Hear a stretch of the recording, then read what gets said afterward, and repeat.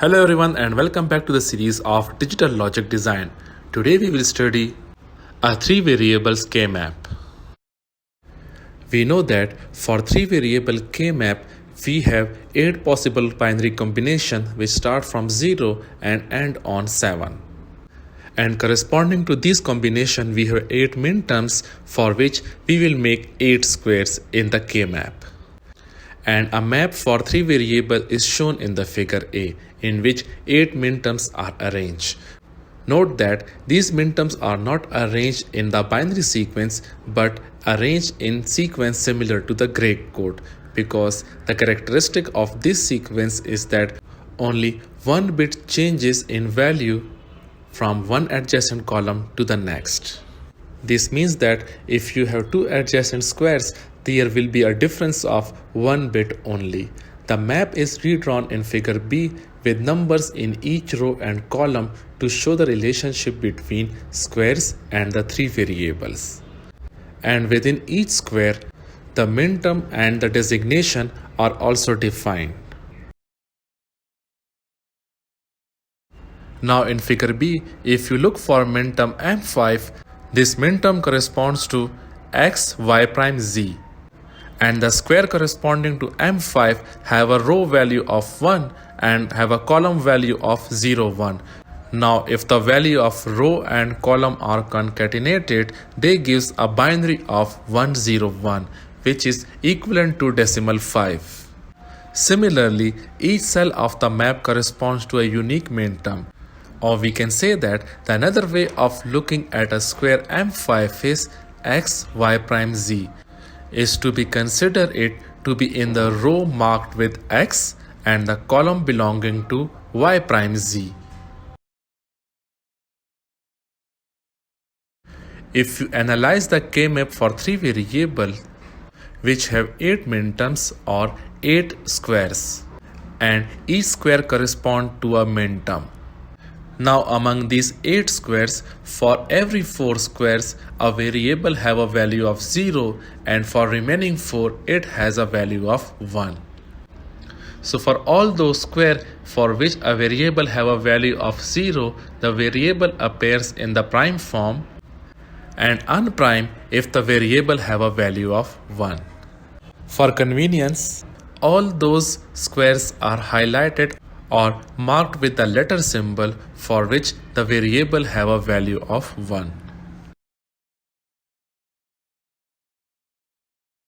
Now we will try to understand the usefulness of a map in simplifying a Boolean function.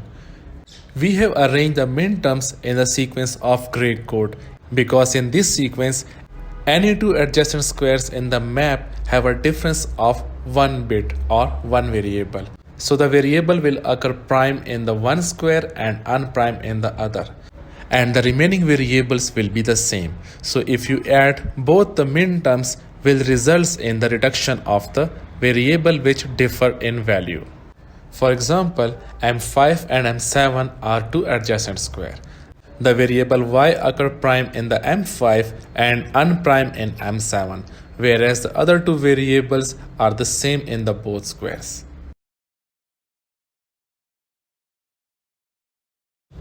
Now from the postulates of Boolean algebra, it follows that the sum of 2 minterms in adjacent square can be simplified into a single product term consisting of 2 literals. To clarify this, consider the sum of 2 adjacent squares such as M5 and M7. M5 have a minterm of x, y prime, z, and M7 have a minterm of x, y, z. If you add and take x, z common, you will get the value of x dot z because y plus y prime is equal to 1. So in this example, we were having 2 squares M5 and M7, and these 2 squares were having a difference in the value of y. And this variable can be removed when the sum of 2 minterm is formed. So we conclude that if we have any 2 minterms in adjacent squares, here adjacent squares means those squares which are connected horizontally and vertically but not diagonally. And these adjacent squares are added together will cause a removal of dissimilar variable.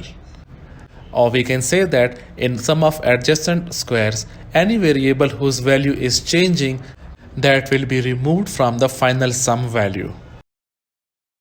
Now consider the example in which you have to simplify a given 3-variable Boolean function, and the function is in the sum of product form and have minterms at 2, 3, 4 and 5.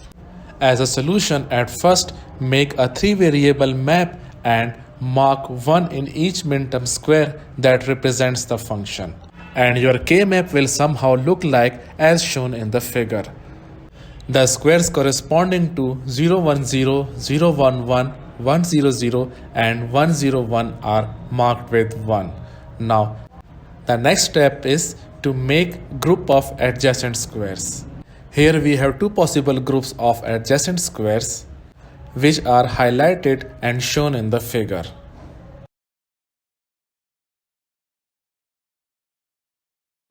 Now we will use kmap to simplify the Boolean function using the group of adjacent squares. Now we know that any two minterms in the adjacent squares which are added together will cause the removal of dissimilar variable, or any variable whose values changes among the adjacent group, that will be removed and the remaining variables will result in the answer. Like if you look at group 1, which is shown in the upper right corner of the kmap, and if you analyze the variable value, you will find that for both squares, x have a value of 0, y have a value of 1, where the value of z changes from 1 to 0.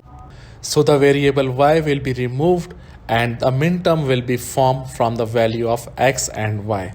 X have a value of 0, so x prime will occur, and y have a value of 1, variable y will be used unprimed. Now similarly for group 2, which is at lower left corner of the kmap, for the two adjacent squares, the x have a value of 1, y have a value of 0, again the value of z changing from 0 to 1. Now again the variable z will be removed and the minterm will be formed from the corresponding value of x and y. For both adjacent squares, x have a value of 1 and y have a value of 0, so the minterm x dot y prime will be formed. Now if you add the function value from the both group, you will get the final simplified expression for the given Boolean function. Thanks for watching the video and stay connected for more interesting videos.